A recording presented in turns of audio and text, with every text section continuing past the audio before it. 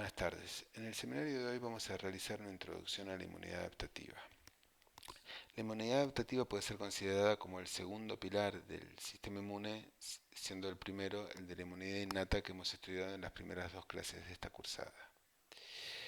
Cabe resaltar que la inmunidad innata y la inmunidad adaptativa tienen muchos puntos de conexión, se conectan en varias etapas de la respuesta inmune y de hecho la respuesta innata influencia la adaptativa y viceversa. Pero al mismo tiempo, la inmunidad innata y la adaptativa presentan importantes diferencias. Una de esas diferencias es el tiempo en que se pone en marcha la respuesta. Ustedes recordarán de las primeras clases que la respuesta inmune innata es una respuesta muy rápida.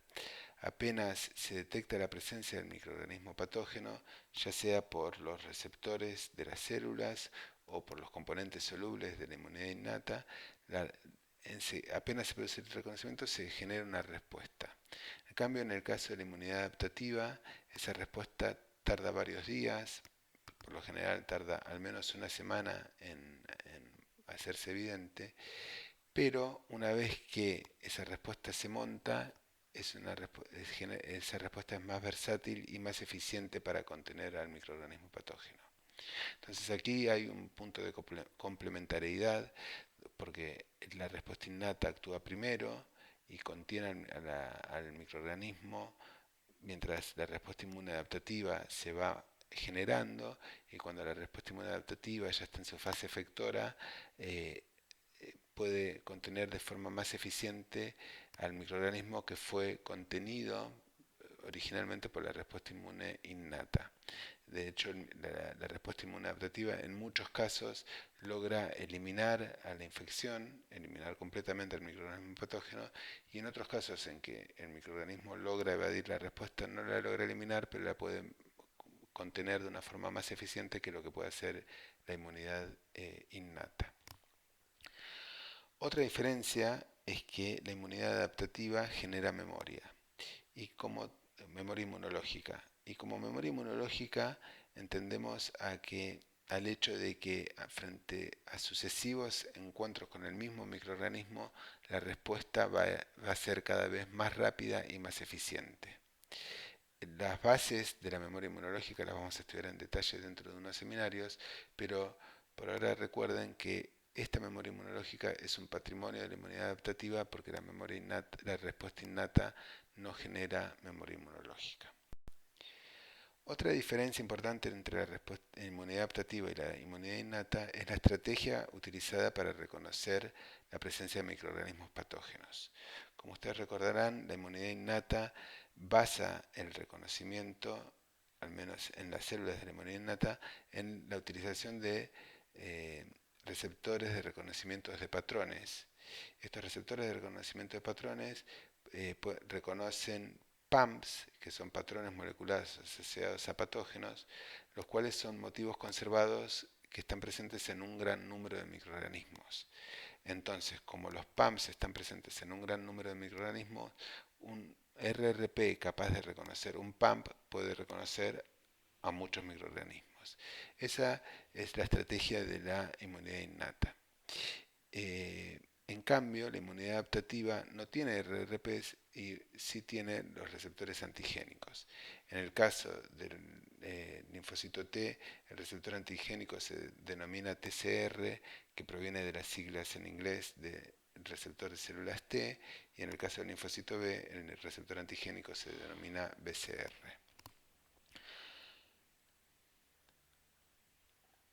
Ahora bien, otra diferencia entre las estrategias de reconocimientos es que las células de la inmunidad innata pueden tener diferentes RRPs que van a reconocer diferentes RRPs, lo cual amplía el universo de microorganismos que es capaz de reconocer. En cambio, los linfocitos T o B, cada uno de ellos expresa un único tipo de receptor antigénico, que acá está representado en esta figura abajo a la derecha por un color diferente para cada tipo de receptor antigénico. Y el conjunto de los linfocitos, cada cual con su único tipo de receptor antigénico, es lo que se denomina repertorio. Entonces, el reconocimiento por parte de los linfocitos depende del receptor antigénico. Cada receptor antigénico reconoce un número limitado de antígenos, pero existe un gran repertorio que permite reconocer un gran número de antígenos precisamente por esa variabilidad que está dada en el repertorio. Las estructuras de los receptores antigénicos del BCR y del TCR las vamos a estudiar en detalle en las próximas clases, pero para la clase de hoy es importante que recuerden que eh, tanto el BCR como el TCR poseen una porción constante, que es la que está más cerca de la membrana plasmática, poseen una porción variable, que es la que está más alejada de la membrana plasmática, que en este esquema está pintada de naranja, y poseen un dominio transmembrana que lo mantiene anclado a la membrana plasmática. En el caso del BCR, el receptor antigénico es una molécula de inmunoglobulina igual a las inmunoglobulinas que están presentes en el plasma, pero que al tener un dominio transmembrana queda anclada en la membrana de ese linfocito B. En el caso del TCR, el receptor está compuesto por una cadena alfa y una cadena beta.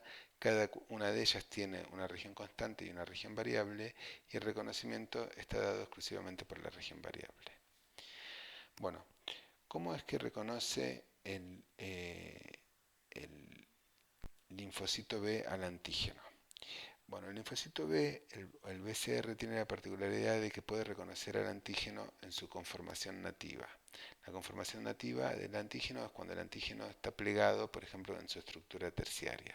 Entonces, acá en este esquema hay una proteína que está plegada y el receptor del linfocito B puede reconocer a esa estructura terciaria reconoce dos dominios de la proteína que si uno estirara esa proteína y viera solamente la estructura primaria estarían muy distantes unos de otros. Pero el linfocito B puede reconocer esa estructura conformacional. Eh, esa parte del antígeno que es reconocida por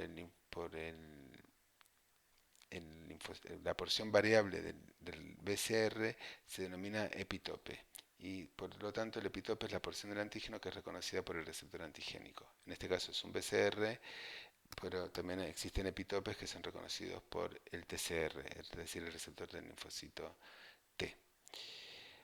Bueno, en el caso del linfocito T, acá no puede haber reconocimiento de la estructura nativa del antígeno. Acá el antígeno siempre son antígenos lineales, es decir, que por ejemplo en esta proteína que está marcada acá en el primer cuadrante hay una porción lineal que es un conjunto de aminoácidos uno al lado del otro, que es lo que va a ser reconocido por el linfocito T. Y para eso el antígeno tiene que ser procesado, primero generando diferentes péptidos, y esos péptidos van a ser reconocidos por el TCR, pero solamente si el péptido es presentado en el contexto de una molécula de histocompatibilidad, que ahora dentro de un ratito vamos a ver bien qué es. Entonces, podemos decir que existen diferentes tipos de epitopes. Una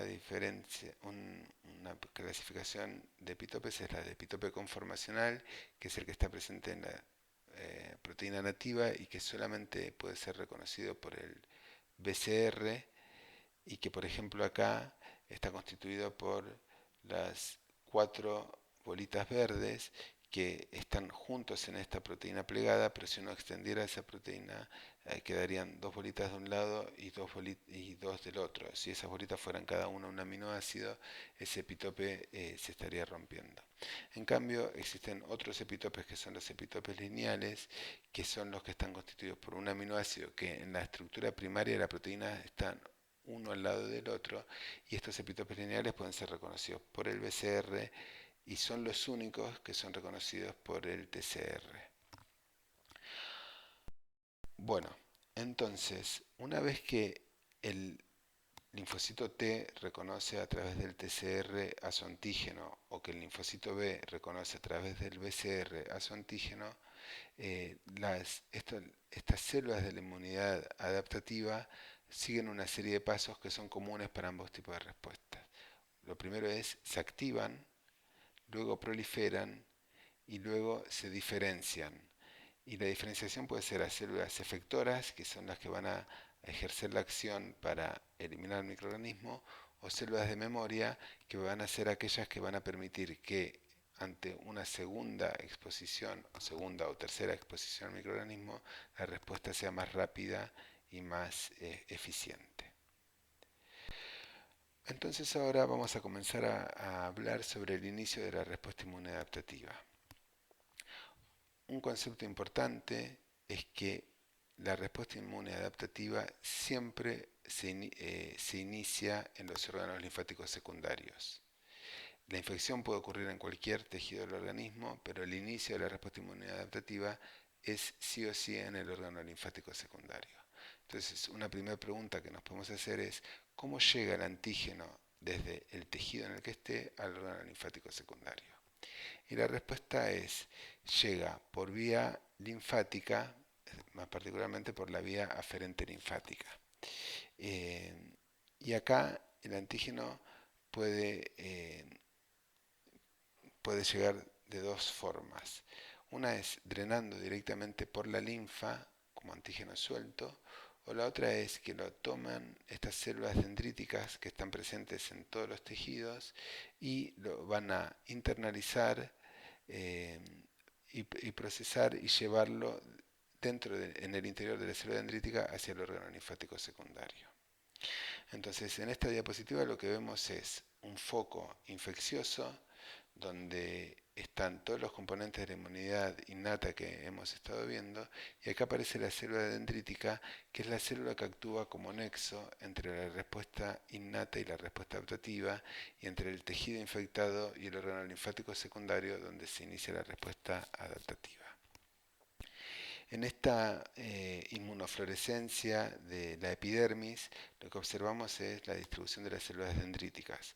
Por un lado, que están teñidas de rojo. Como pueden ver, las células dendríticas tienen estas prolongaciones que, dado que por su similitud con las dendritas de las neuronas, es lo que le da nombre a la célula, pero un aspecto importante a resaltar acá es que estas prolongaciones de las células dendríticas permiten que la mayor parte del tejido, en este caso de la epidermis, pueda ser de alguna forma censada o evaluada por una célula dendrítica. Entonces, si aparece algún microorganismo patógeno ahí, las células dendríticas, dado que tienen estas prolongaciones que cubren superficies muy grandes, van a poder detectarlo y de esa forma iniciar la respuesta inmune adaptativa.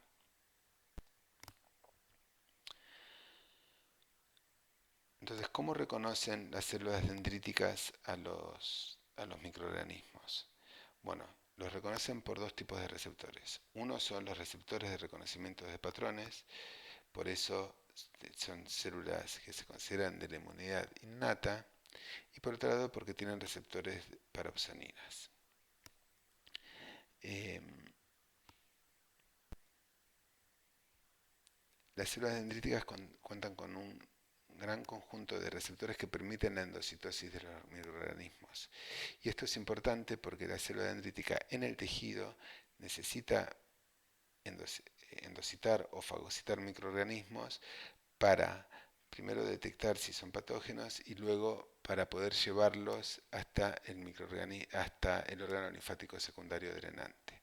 Entonces los receptores que median la endocitosis son los receptores para opsoninas, como por ejemplo los receptores para fragmentos derivados del C3 del complemento. Recuerdan que cuando el complemento se activa, el C3b se deposita sobre la superficie de, por ejemplo, una bacteria, y esa bacteria marcada con C3b va a poder ser fagocitada de una forma mucho más eficiente por las células dendríticas o los macrófagos que tienen receptores como para el complemento. Entre esos receptores se puede mencionar el CR3 y el CR4, que son receptores de complemento 3 o receptores de complemento 4. Otros receptores para opsoninas es los receptores para el fragmento Fc de la inmunoglobulina.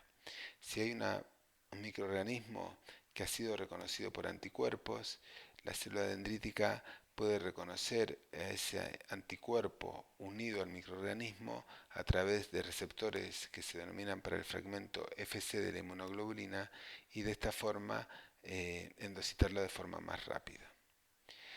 Otros receptores que median la endocitosis son los receptores de lectina tipo C, que hemos estudiado en la clase anterior, que son aquellos receptores que reconocen hidratos de carbono que suelen estar presentes en microorganismos, pero no en nuestras propias células, y muchos de estos receptores de lectina tipo C median la endocitosis del microorganismo.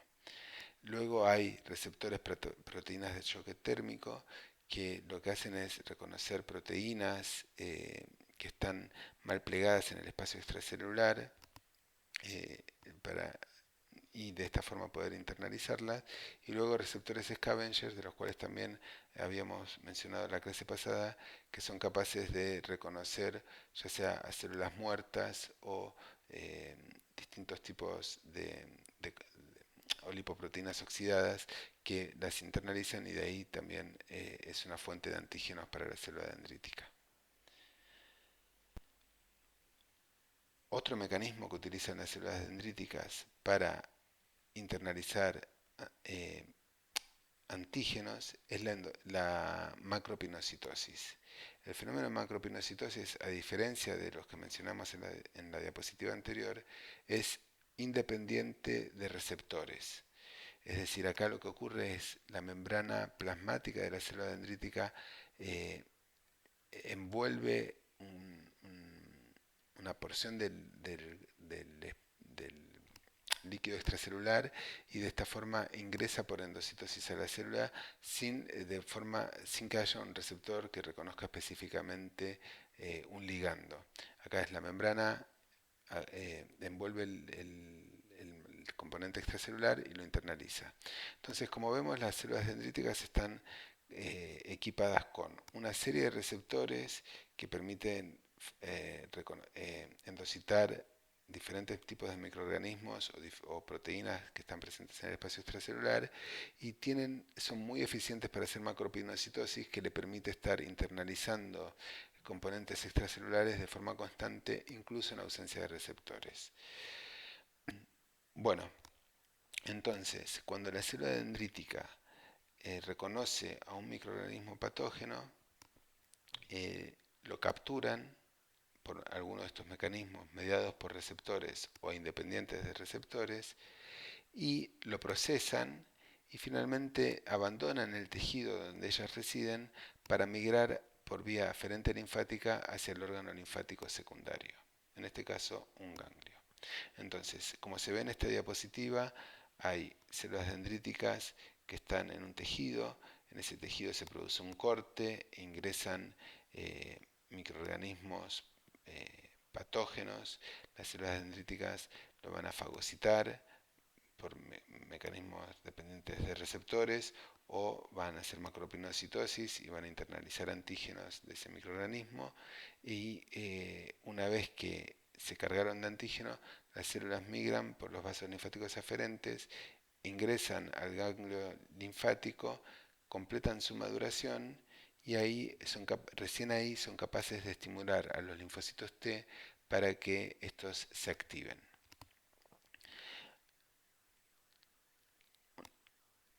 Los linfocitos T, que vamos a ver en un rato, los linfocitos T vírgenes, es decir, los linfocitos T que hasta ese momento nunca vieron un antígeno, únicamente pueden ser activados por estas células dendríticas que llegan de esta forma hasta el órgano linfático secundario.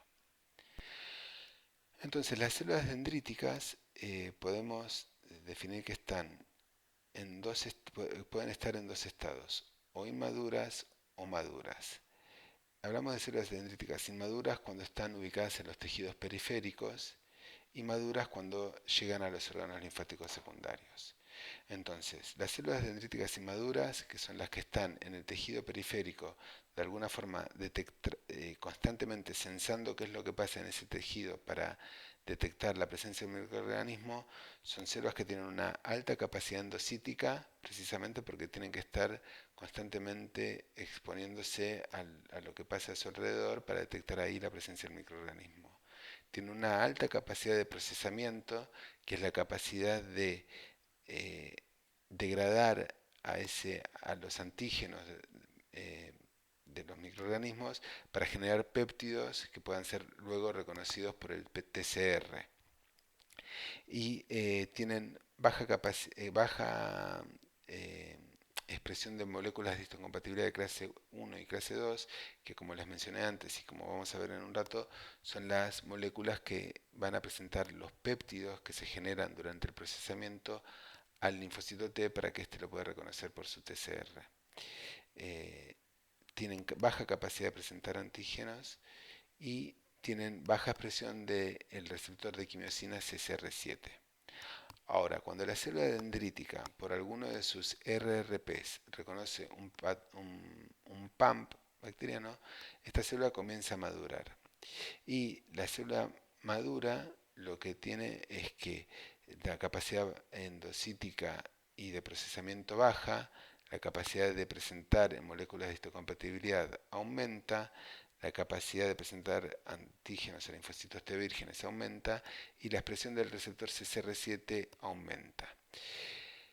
Este receptor, la expresión del CCR7 es importante porque CCR7 es un receptor de quimiosinas que lo que va a hacer es determinar si la célula va a migrar o no hacia el órgano linfático secundario. En los órganos linfáticos secundarios hay alta concentración de dos quimiosinas particulares que son CCL19 y CCL21, que son los ligandos de CCR7.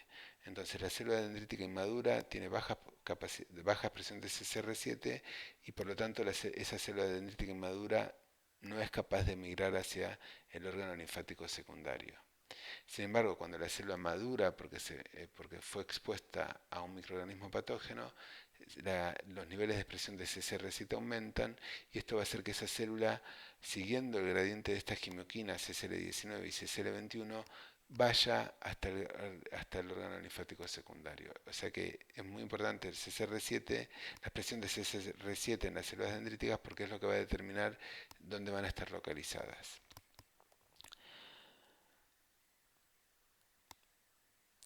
Entonces, volviendo al inicio de la respuesta inmunodadaptativa, ya hemos visto cómo llega el antígeno al órgano linfático secundario y hemos mencionado que llega por vía aferente linfática en forma soluble, es decir, llega con la linfa directamente, o llega también por vía aferente linfática transportado por células dendríticas que estaban inmaduras en el tejido, que al reconocer un PAMP maduran y que como ya habían endocitado el antígeno o fagocitado el antígeno previamente, llevan al antígeno en el interior celular de esta célula dendrítica y de esta forma llega al órgano linfático secundario.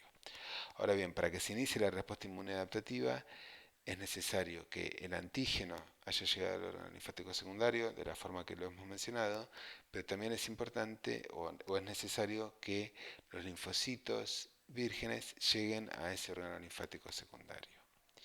¿Y cómo llegan los linfocitos al órgano linfático secundario?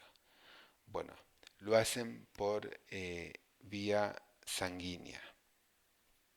Eh, Entonces, como vemos en este esquema, esta persona tiene una infección en un tejido periférico, que en este caso está representado como en el pie, y por vía aferente linfática va a llegar el antígeno al órgano linfático secundario.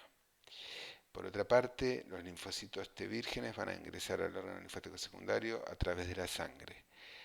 En el órgano linfático secundario se va a producir la activación de los linfocitos T vírgenes y luego esos linfocitos van a dejar el órgano linfático secundario por vía eferente linfática, que de esa forma van a llegar hasta el conducto torácico y del conducto torácico van a acceder a la circulación venosa y luego a la circulación general.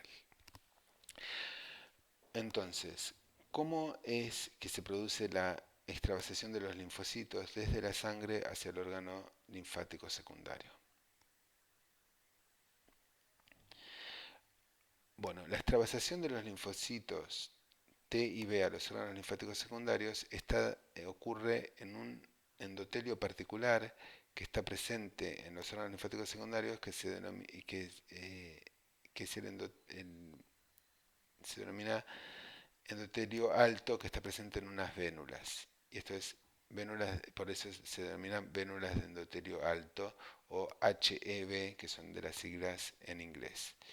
Bueno, este endotelio tiene una serie de moléculas de adhesión y el linfocito también tiene sus moléculas de adhesión. Ustedes recordarán del seminario anterior cómo los neutrófilos se extravasan en un tejido infectado precisamente porque el endotelio, el tejido infectado, expresa moléculas de adhesión que permiten atraer a ese neutrófilo hacia ese tejido infectado para que el neutrófilo ingrese y pueda ahí ejercer sus funciones microbicidas. Bueno, en este caso, el endotelio, las vénulas de endotelio alto tienen un conjunto de moléculas de adhesión que son los ligandos de las moléculas de adhesión que están presentes en el linfocito T virgen. Entonces, la primera interacción que se da para que se produzca el homing de los linfocitos T y B al órgano linfático secundario es la interacción entre la L-selectina expresada en el linfocito y las moléculas, las citomurcinas GLICAM1 y CD34 expresado en las vénulas de endotelio alto. Una vez que se produce esa interacción, acá comienza el rolling, que es que la célula empieza, enlentece su velocidad y empieza a, a girar sobre el endotelio. En ese proceso del rolling, eh, el, el linfocito T, que también tiene el receptor CCR7, va a poder reconocer CCL19 y CCL21 y este reconocimiento de la quimiosina por el linfocito T, por el CCR7 expresado en el linfocito T, va a hacer que la integrina LFA1, que se expresa en la membrana del linfocito T, cambie su conformación a una conformación de mayor afinidad y pueda interactuar con su ligando, que en este caso es la molécula ICAM1. Entonces, el reconocimiento de las quimiosinas CCL19 y CCL21 por el linfocito hace que la integrina LFA1 aumente su afinidad, permite la adherencia estable y luego la diapedesis, que es el traspaso de la célula de un lado hacia el otro, lo cual es un proceso mediado por esta interacción entre LFA1 e ICAM1.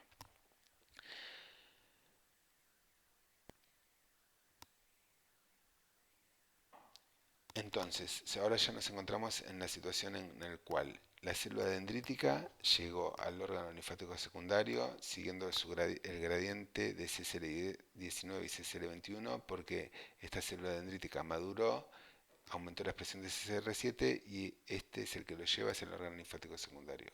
A su vez, los linfocitos ingresaron al órgano linfático secundario extravasándose por las vénulas de endotelio alto. Ahora lo que tiene que ocurrir es que la célula dendrítica se encuentre con el linfocito T para que lo pueda activar y el linfocito T pueda proliferar y diferenciarse. Como habíamos mencionado previamente, el linfocito T puede reconocer péptidos antigénicos presentados en el contexto de las moléculas de histocompatibilidad de una célula presentadora de antígeno, en particular si esta es una célula dendrítica, si estamos hablando de un linfocito T virgen, únicamente va a poder ser activado por una célula dendrítica. Entonces, lo que va a suceder es que la célula dendrítica que procesó el antígeno que endocitó va a haber generado péptidos, esos péptidos los va a presentar en el contexto de las moléculas de histocompatibilidad y ese péptido presentado por la molécula de histocompatibilidad es lo que va a ser reconocido por el TCR del linfocito T. Y eso es lo que se muestra como un zoom en el cuadrante inferior derecho de esta diapositiva, donde se ve una célula presentadora de antígenos con su molécula de MHC, el péptido y el TCR reconociendo ese conjunto de péptido y molécula de histocompatibilidad.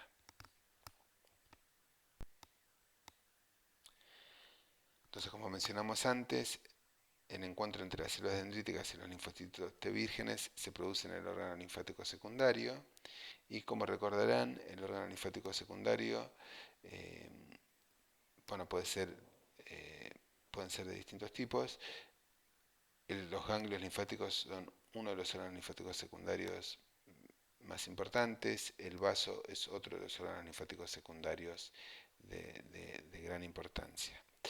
Eh, en cuanto a la estructura de los órganos linfáticos del ganglio linfático, recuerdan que tiene una corteza, un área paracortical y una médula.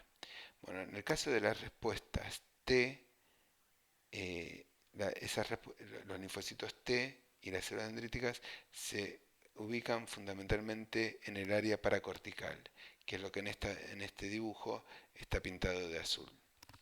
Ahí es donde está la mayor concentración de CCL19 y CCL21, y ahí es donde llegan por vía aferente linfática la célula dendrítica con el antígeno procesado y por la vía sanguínea a través de las vénulas de endotelio alto los linfocitos T vírgenes.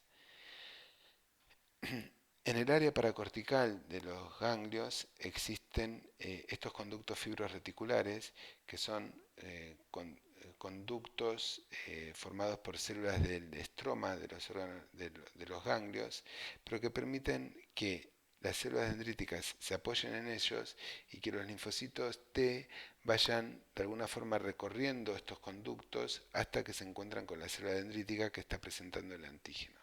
Es decir, estos conductos tienen una función de estructura en el ganglio linfático secundario, pero además facilitan el encuentro entre la célula dendrítica y el linfocito T virgen, porque ambos se apoyan sobre ellos y el linfocito T virgen va moviéndose a través de estos conductos siguiendo el gradiente de las quimiosinas que están ahí presentes. Entonces, sobre la superficie de estos conductos fibroreticulares, la célula dendrítica y el linfocito T se van a encontrar. Y ahí el linfocito T va a poder reconocer el péptido que le va a estar presentando la célula dendrítica. ¿Cómo reconocer el péptido? Como ya hemos mencionado, a través del TCR. Y acá vuelve a aparecer un esquema del TCR un poco más complejo que el que mostré hace ya unas cuantas diapositivas, pero recuerden que el TCR tiene una cadena alfa, una cadena beta, ambas cadenas están ancladas a la membrana plasmática porque tienen un dominio transmembrana. El reconocimiento del antígeno se da por la región variable, que es la que está más alejada de la membrana plasmática, y el TCR además tiene un conjunto de moléculas accesorias, entre las que resalta CD3, que lo que permiten es transducir las señales hacia el interior de la célula para que esta célula se active. Es decir, el TCR alfa y beta no puede por sí solo activar al linfocito T, sino que necesita que esté presente también un conjunto de otras moléculas que van a ser las que van a permitir el inicio de la cascada de transducción de señales hacia el interior celular. Entonces volvemos a este esquema que ya hemos visto, pero acá ya tenemos más herramientas para poder entender mejor este esquema. En primer lugar está el antígeno en su conformación nativa. En el segundo lugar vemos que ese antígeno es procesado. Ya sabemos que quien procesa el antígeno es la célula dendrítica, por ahora, en este caso. Como consecuencia de ese procesamiento se van a generar péptidos. Y ese péptido se va a cargar en la molécula de histocompatibilidad y cuando esa molécula de histocompatibilidad con el péptido sea reconocido por el TCR, esto va a mandar una señal de activación hacia el interior del linfocito T para que ese linfocito T se active. Entonces, para terminar de entender cómo es que el linfocito T reconoce al péptido y a las moléculas de histocompatibilidad, tenemos que presentar a las moléculas de histocompatibilidad. Estas moléculas se dividen en moléculas de clase 1 y moléculas de clase 2.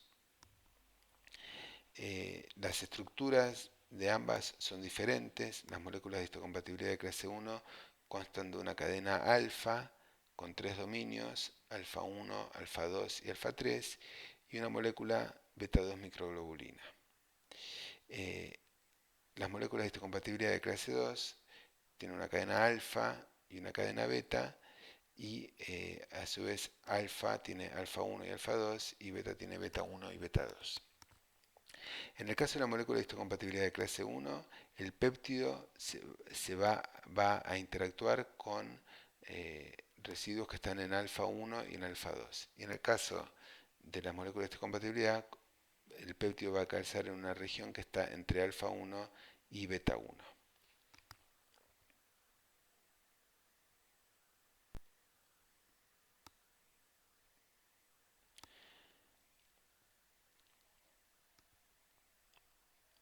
Bueno, las moléculas de histocompatibilidad pueden unir varios péptidos diferentes, siempre uno por vez.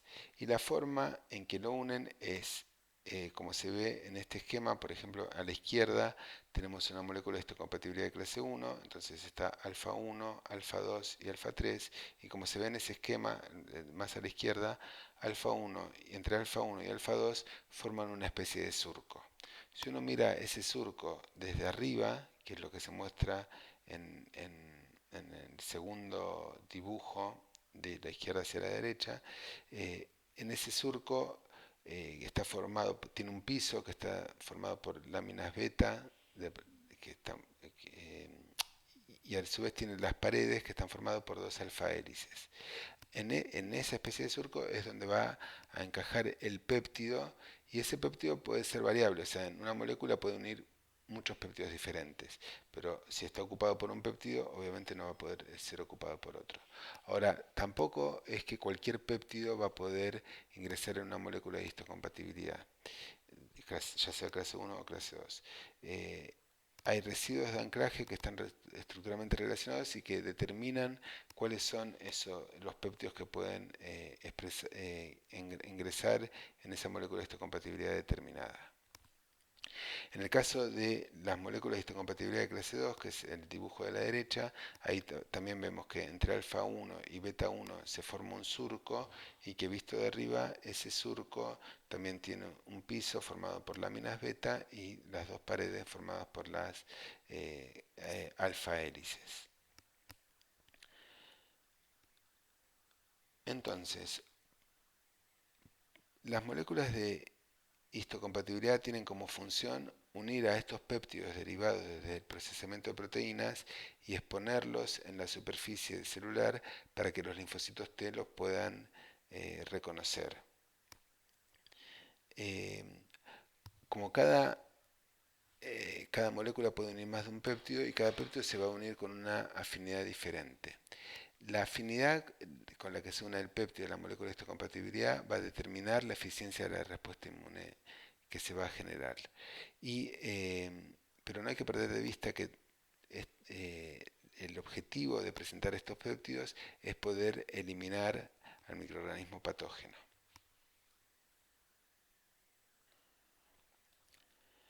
Entonces, aquí tenemos a la molécula de histocompatibilidad de clase 1 a la derecha, la molécula de histocompatibilidad de clase 2 a la izquierda en este esquema, y vemos que acá no hay TCR todavía, pero lo que sí vemos es que la molécula CD8, que es una molécula que se expresa en la superficie de los linfocitos CD8, interactúa con una parte de la molécula de histocompatibilidad de clase 1. Y al mismo tiempo vemos que CD4 interactúa con las moléculas de histocompatibilidad de clase 2. Entonces, esta interacción es indispensable para lograr una efectiva señalización a través del TCR, y el hecho de que los linfocitos TCD4 expresan CD4 va a hacer que los linfocitos TCD4 reconozcan a las moléculas de histocompatibilidad de clase 2, que como vemos acá, CD4 interactúa con clase 2, y los linfocitos TCD8 van a reconocer a las moléculas de histocompatibilidad de clase 1. Entonces, volviendo a lo que mencionábamos antes, el MHC determina los péptidos presentados a los linfocitos T y por lo tanto la respuesta. Entonces, cuanto más péptidos un individuo pueda presentar, mejor va a ser la respuesta que se va a poder generar. Entonces, evolutivamente, eh,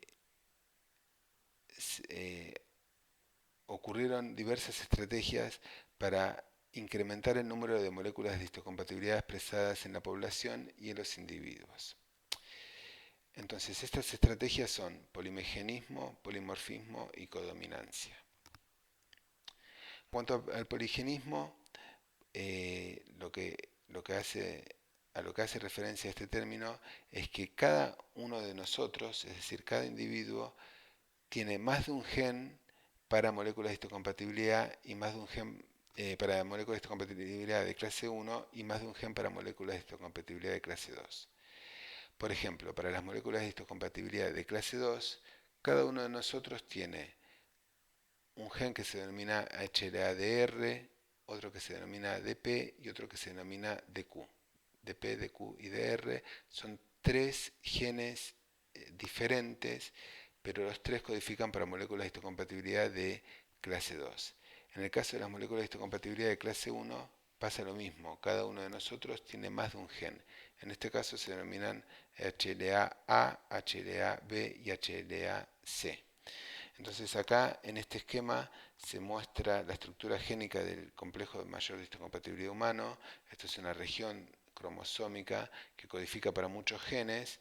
Por ahora solamente estamos hablando de las moléculas de clase 2 clásicas, DR, DQ y DP, HLA, DR, DQ y DP, y de las moléculas de clase 1 clásicas que son HLA, ABC.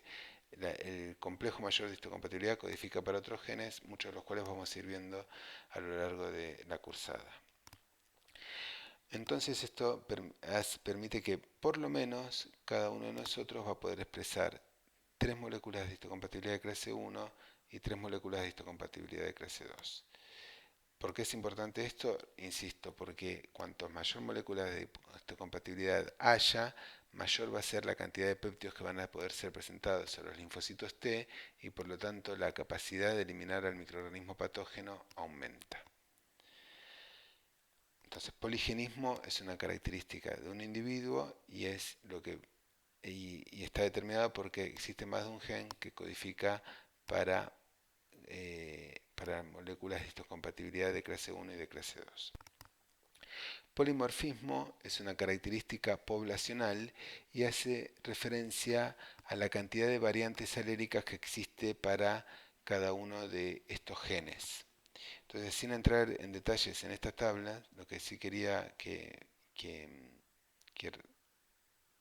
que notaran es que para, por ejemplo, las moléculas de clase 1 y para las de clase 1 y para las de clase 2, estamos hablando de miles de variantes alélicas en la población, ¿no? Por supuesto, porque un individuo solamente puede tener un alelo materno y un alelo paterno, es decir, que un individuo no puede tener más de dos alelos. Pero si uno mira la población en general, existe una gran cantidad de variantes alélicas. Eh, ¿Cuál es esta gran cantidad de variantes aléricas? Lo que va a hacer es que, o lo que va a determinar es, o lo que va a resultar es que cada uno de nosotros, por lo general, va a ser heterocigota para estas moléculas de histocompatibilidad. Y como las moléculas de histocompatibilidad se expresan en codominancia, eh, dado que somos heterocigotas, para cada uno de los genes vamos a poder expresar dos variantes alélicas. Y ahora vamos a volver a esta combinación entre poligenismo, polimorfismo y codominancia para ver la cantidad de variantes, para ver la cantidad de moléculas diferentes que puede expresar cada uno de los individuos. Antes de eso, es importante resaltar que el polimorfismo, que como dije es una característica poblacional, se manifiesta fundamentalmente en la región del MHC, tanto 1 como 2, que forma el surco de unión a los péptidos. Entonces, como se puede ver en este gráfico, donde está marcado la cantidad de aminoácidos posibles que hay para cada residuo, la mayor variabilidad está para la molécula de clase 1 está entre alfa 1 y alfa 2, que es donde se forma el surco.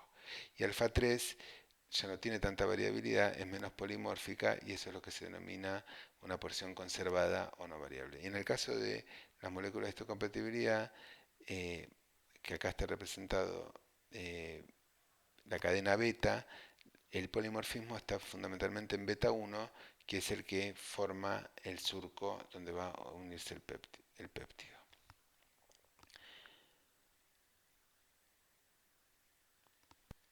Entonces, como les mencionaba antes, el hecho de que haya un polimorfismo poblacional tan grande va a hacer que cada uno de nosotros, por lo general, sea heterocigota, a no ser que haya un alto grado de endogamia.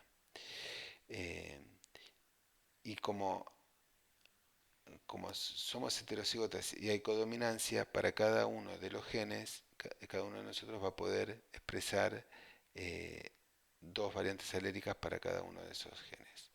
A su vez, ¿cómo se hereda esto? Como, eh,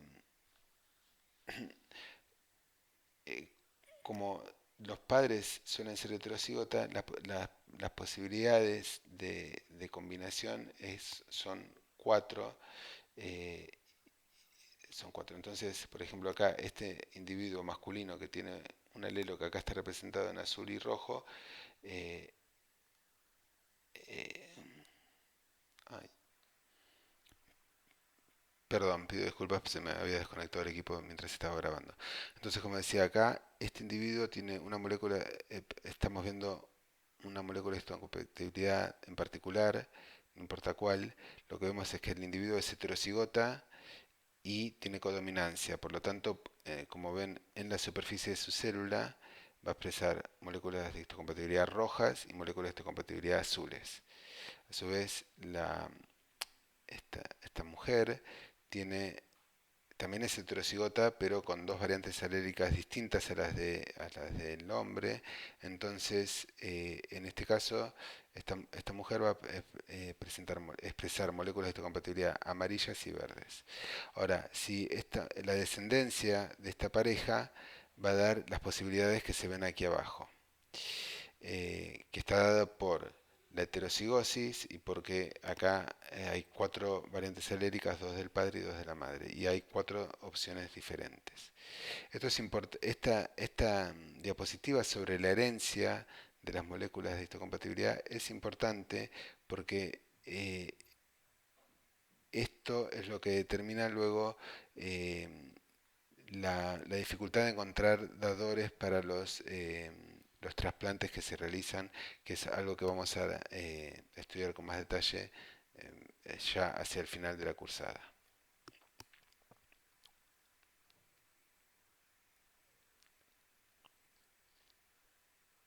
En esta diapositiva lo que se observa es con mayor grado de detalle lo mismo que se mostraba en la diferente, solamente que aquí están representados DR, DP, DQ, IH, LA, ABC y las posibilidades de descendencia que da la herencia de el MHC.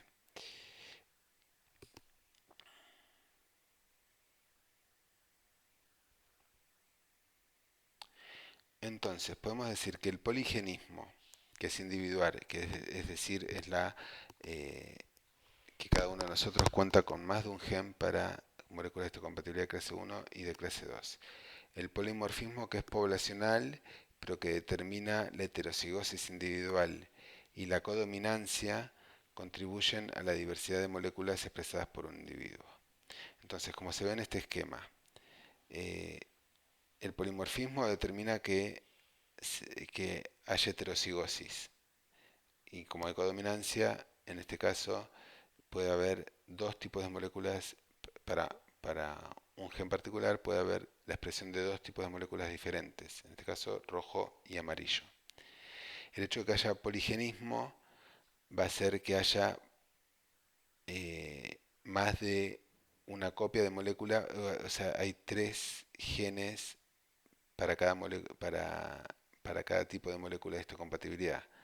Entonces, acá va a haber, como hay tres genes, y en este caso que el individuo es homocigota, va a haber tres tipos de moléculas de histocompatibilidad diferentes, como consecuencia del poligenismo.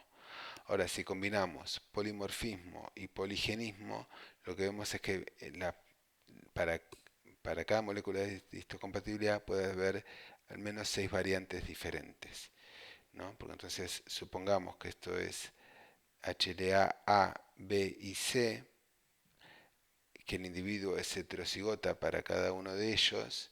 Entonces, como es heterocigota y se expresa en codominancia, puede haber 6 moléculas de histocompatibilidad diferentes que se expresen en ese individuo.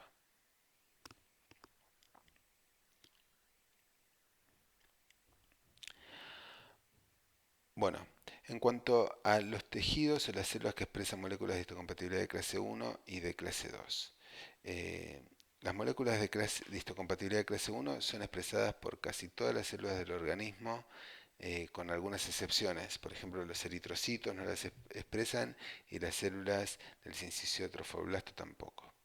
En cuanto a las moléculas de histocompatibilidad de clase 2, su expresión es mucho más restringida y se restringe precisamente a células dendríticas, macrófagos y linfocitos B. Y a estas células, estas 3 células, es lo que conocemos como células presentadoras de antígenos profesionales. Es decir, las células presentadoras eh, eh, células presentadoras de antígenos profesionales son aquellas que expresan moléculas de histocompatibilidad de clase 2. Aunque también hay otras células que pueden expresar moléculas de histocompatibilidad en forma inducida cuando son activadas, como por ejemplo las células epiteliales y las células endoteliales.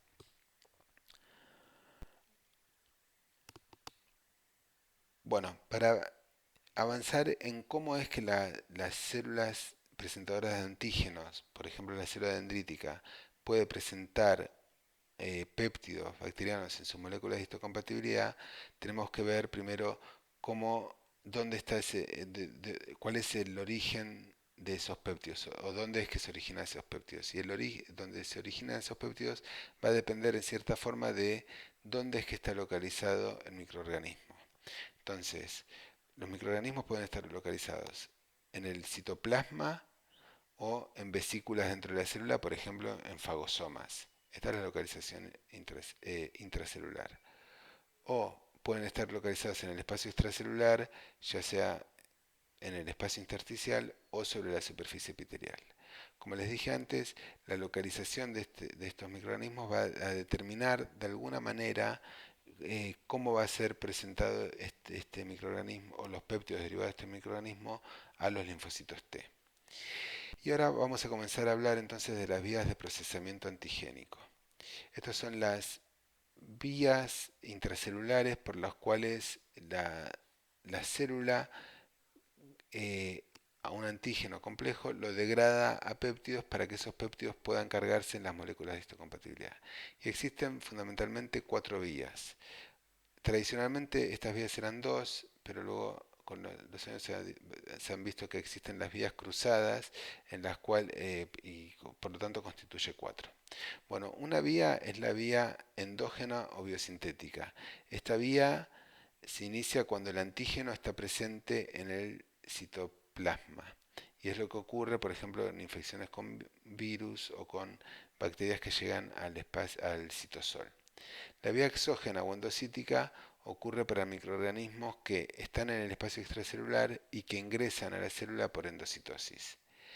La vía de presentación cruzada en moléculas de histocompatibilidad de clase 1 se inicia en endosomas o fagosomas y termina con el antígeno saliendo hacia el citosol, donde ahí se cruza con la vía endógena biosintética, y la vía cruzada en moléculas de histocompatibilidad de clase 2 se origina en el citosol y luego termina con el antígeno incorporándose a las moléculas de histocompatibilidad de clase 2 dentro del fagosoma. Ahora vamos a ver esto en forma más detallada. Entonces, como se ve en esta diapositiva, en la vía endocítica lo que ocurre es el antígeno está en el espacio extracelular, el antígeno está acá representado como un óvalo rojo, ese antígeno es endocitado, en el interior de los endosomas el antígeno es procesado produciendo péptidos y esos péptidos, una vez que se encuentran con la molécula de histocompatibilidad de clase 2 que llega a ese endosoma, ocupan el surco de la molécula de histocompatibilidad de clase 2 y luego desde el endosoma la molécula de histocompatibilidad cargada con el péptido va hacia la superficie celular para presentar el péptido al linfocito T. Esta es la vía endocítica, que se denomina endocítica porque, como mencionamos, el antígeno tiene que ser primero endocitado para ser procesado en el fagosoma o en el endosoma. En el esquema de la derecha, lo que está resumida la vía biosintética o endógena. En este caso, el antígeno se ubica inicialmente en el citosol. eh, Ese antígeno es procesado a péptidos por el proteosoma, que es un complejo molecular que está presente en el citosol y que genera péptidos ahí mismo. Esos péptidos generados en el citosol luego tienen que acceder al retículo endoplásmico y en el interior del retículo endoplásmico van a interactuar con las moléculas de histocompatibilidad de clase 1 y una vez que en el retículo endoplásmico se cargó la molécula de histocompatibilidad de clase 1 con el péptido que ingresó pero que fue generado en el citosol, esa molécula de histocompatibilidad va hacia la superficie celular. Entonces, ¿qué es lo importante lo más importante que quiero que recuerden de esta diapositiva es que los péptidos que se van a expresar en moléculas de histocompatibilidad por la vía endocítica tienen que estar originalmente en el espacio extracelular o en un endosoma o fagosoma.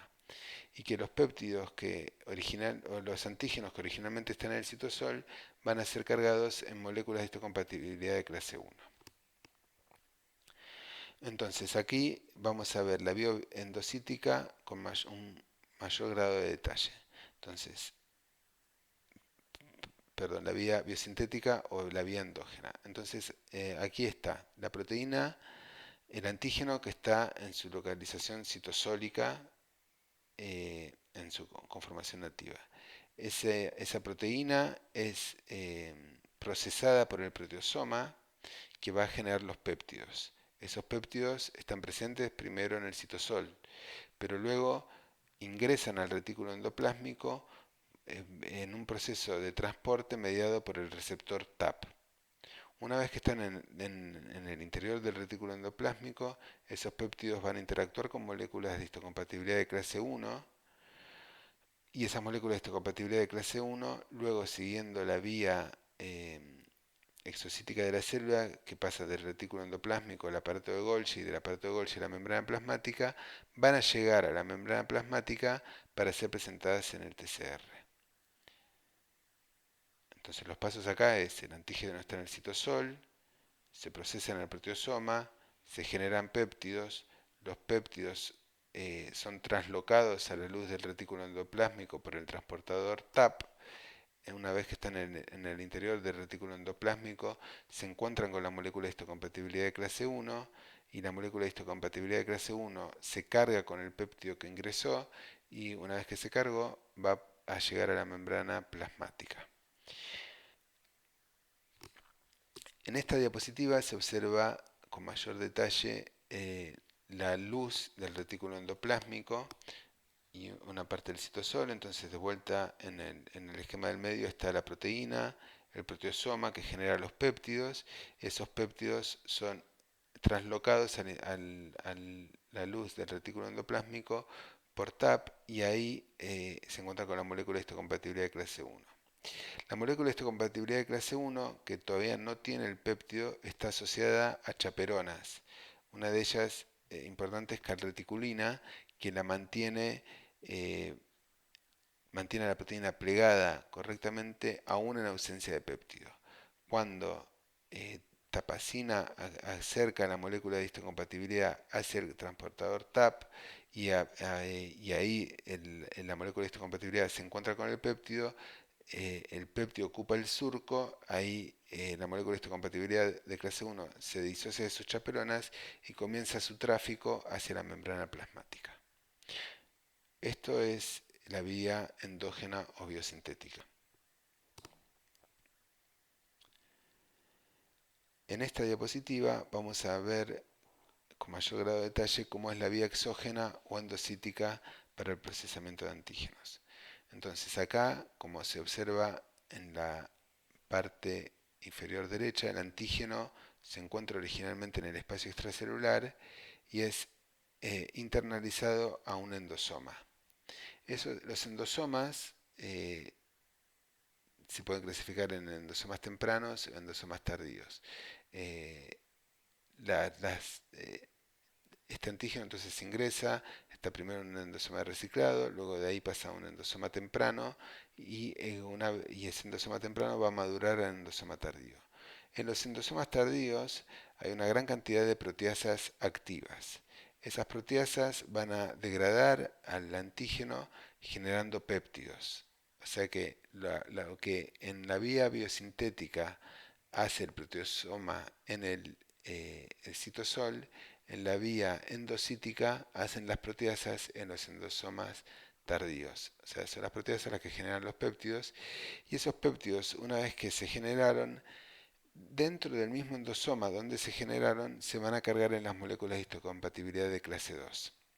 Y eso es lo que se ve en este endosoma que está en la parte superior izquierda de la figura, donde están las proteasas verdes, que indica proteasas activas, que degradan al péptido, generan el péptido y ahí se encuentran con la molécula de histocompatibilidad donde se van a cargar.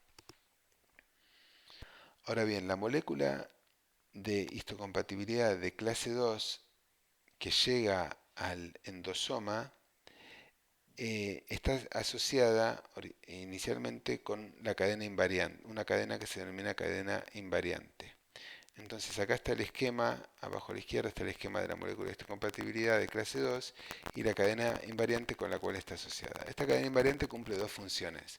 Por un lado dirige el tráfico de la molécula de histocompatibilidad de clase 2 desde el aparato de Golgi hacia los endosomas y por otro lado la cadena invariante ocupa el surco de unión al péptido para que ese surco no sea ocupado por péptidos, salvo por los péptidos que se generan en los endosomas tardíos. Entonces esa cadena invariante está presente hasta que la molécula de histocompatibilidad de clase 2 llega al endosoma tardío. Una vez que está en el endosoma tardío, las proteasas que están activas en esos endosomas van a ir degradando a la cadena invariante de la misma forma que van a ir degradando al antígeno va a dar origen a los péptidos que se van a cargar en esta molécula de histocompatibilidad de clase 2. Entonces, como se ve aquí se va degradando la molécula de actividad, la va degradando la cadena invariante hasta que queda un péptido que ocupa el lugar del surco de los péptidos antigénicos y ese péptido se denomina CRIP. Y cuando se forma CRIP, hace falta que venga una chaperona que se llama HLA-DM, que lo va a remover y que va a permitir que en ese espacio que deja libre CRIP cuando sale, ingrese un péptido antigénico. Como mencioné hace unas diapositivas, existen también vías cruzadas. Entonces, estas vías cruzadas lo que lo que van a permitir es que péptidos que se originan en el citosol puedan ser cargados en moléculas de histocompatibilidad de clase 2 o que péptidos que están presentes en endosomas puedan ser presentados en moléculas de histocompatibilidad de clase 1. Entonces, como se observa en esta diapositiva, en el esquema de la izquierda, que es la vía biosintética, aquí tenemos la vía biosintética clásica. Les recuerdo, la proteína está en el citosol, es degradada a péptidos por proteosoma, TAP1 y TAP2 la traslocan esos péptidos hacia el interior del retículo endoplásmico, ahí se carga con la molécula de histocompatibilidad y luego va a la membrana plasmática. En el caso de la presentación cruzada en CMH1, el antígeno está originalmente en un fagosoma, pero por un mecanismo que no está del todo claro, ese antígeno fagosomal puede escapar al citosol y una vez que está en el citosol es procesado por el proteosoma generando péptidos que van a seguir la vía tal como que fuera la vía biosintética. Es decir, que la diferencia entre la vía biosintética y la vía de presentación cruzada en CMH1 es que en la vía biosintética la proteína estaba en el citosol originalmente, mientras que en la vía de presentación cruzada en CMH1 la proteína estaba originalmente en un fagosoma o en un endosoma, de ahí tiene que escapar al citosol y una vez que está en el citosol es procesada por el proteosoma. También existe una vía de presentación cruzada de antígenos en CMH2. En este caso eh, entra en juego el proceso de autofagia, que es un proceso que la célula utiliza para reciclar nutrientes o para degradar constituyentes citosólicos u organelas que están dañados. Eh, y acá en esta vía lo que ocurre es que eh, un antígeno que originalmente está en el citosol, que es este que está representado eh, de rojo abajo a la izquierda, puede ser englobado en un fagosoma, en un autofagosoma, que es estas membranas que originalmente derivan del retículo endoplásmico, pero que terminan englobando una porción del citosol, y ese antígeno que estaba suelto en el citosol, de golpe queda envuelto en esta estructura denominada autofagosoma. Cuando el autofagosoma se une con los endosomas, ahí ese antígeno que originalmente era citosólico termina dentro de la vía endosomal. Y cuando ese endosoma madura a un endosoma tardío, ahí se activan las proteasas que van a degradar por un lado la proteína para generar los péptidos y por otro lado van a degradar a la cadena invariante asociada a la molécula de histocompatibilidad de clase 2 para que esta molécula pueda cargarse con el péptido antigénico y luego de ahí va a ir hacia la membrana plasmática. Entonces acá hay un resumen de las 4 vías que hemos visto. Eh, no lo voy a repetir ahora por- por una cuestión de tiempo, pero acá tienen la comparación de las 4 vías, la biosintética, la endocítica y las 2 vías cruzadas que hemos mencionado.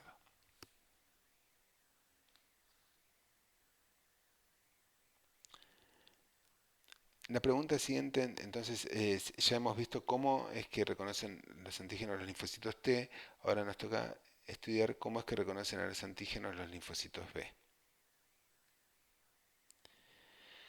Entonces, como les mencioné al principio del seminario, el linfocito B puede reconocer al antígeno en su estado nativo, es decir, el antígeno no tiene que ser procesado y no tiene que ser presentado por una célula presentadora de antígeno. Es decir, el BCR puede reconocer directamente al antígeno eh, sin que haya otra célula que lo esté procesando. Y acá lo que quería resaltar es que al igual que el TCR, en el BCR hay moléculas asociadas al receptor que son las que van a transducir la señal de activación hacia el interior de la célula. Entonces acá en esta diapositiva lo que vamos a ver es cómo es que se produce la activación del linfocito B. Esto va a ser el tema del próximo seminario donde se va a estudiar esto con mucho detalle, pero esto es solamente un resumen. El linfocito B ingresa al órgano linfático secundario por vía sanguínea, al igual que lo hace el linfocito T, y en este caso el linfocito B va a ir bien hacia la zona cortical y va a ingresar a un folículo. En el área cortical se va a producir el reconocimiento del antígeno, que como hemos visto puede ser el antígeno con su conformación nativa, y ahí el linfocito T, el linfocito B va a comenzar a activarse. Pero la activación definitiva la va a tener cuando haya un linfocito T que colabore con él, y esto también va a ser sujeto de estudio de las próximas clases. Lo cierto es que el linfocito B se activa, prolifera, se diferencia y luego abandona el órgano linfático secundario, el ganglio en este caso por vía deferente linfática, que lo conduce al conducto torácico y luego a la circulación, para generar células que van a ser las células productoras de anticuerpos o plasmocitos que van a ir fundamentalmente a la médula ósea o a otros tejidos a producir anticuerpos. Como les digo, el reconocimiento antigénico y en la activación del linfocito B lo vamos a ver en detalle en las próximas clases. Entonces, a modo de resumen, podemos decir que en el seminario de hoy hemos mencionado varias diferencias que existen entre la inmunidad innata y la adaptativa. como mencionas al principio, una diferencia es el tiempo que tarda la respuesta en generarse. En el caso de la innata, la respuesta es inmediata. En el caso de la respuesta adaptativa, en una prima infección, es decir, la primera vez que nos exponemos a un determinado microorganismo, existe un lapso que es de una semana o un poco más eh, hasta que la respuesta se vuelve manifiesta. Eh, Otro punto de la inmunidad innata es que eh, los, los componentes que van a combatir ese microorganismo están presentes previos a la infección, mientras que la inmunidad adaptativa, si bien existen linfocitos capaces de reconocer el antígeno previo a la infección, estos linfocitos tienen que reconocer el antígeno, activarse, proliferar, diferenciarse de células efectoras y recién ahí van a poder ejercer su acción contra el microorganismo. Entonces eso es lo que explica el mayor retraso que existe en la respuesta adaptativa con respecto a la respuesta innata. Bueno, otra diferencia es las estrategias de reconocimiento, que, que la inmunidad innata eh, reconoce RRPs, que, eh, perdón, que la inmunidad innata a través de los receptores de reconocimiento de patrones reconoce los PAMPs o DAMPs, pero que esto es un número acotado de motivos moleculares que están presentes en una gran cantidad de microorganismos. Esta inmunidad innata no es clonal, es decir, que no hay una proliferación de las células capaces de reconocer al antígeno como sí ocurre durante la inmunidad adaptativa. Es decir, la inmunidad adaptativa reconoce por el receptor antigénico eh, y una vez que se produce el reconocimiento, esas células empiezan a proliferar, generando células hijas que van a ser iguales a las madres, por eso se dice que esta respuesta es clonal. Eh, y por último, la otra diferencia que hemos mencionado es que la inmunidad adaptativa es capaz de generar memoria inmunológica, que como ya mencioné antes, es lo que determina que ante una segunda exposición la respuesta sea más rápida y efectiva, y la inmunidad innata no se vuelve más eficiente ante sucesivas exposiciones al mismo microorganismo. Con esto terminamos el seminario. Muchas gracias.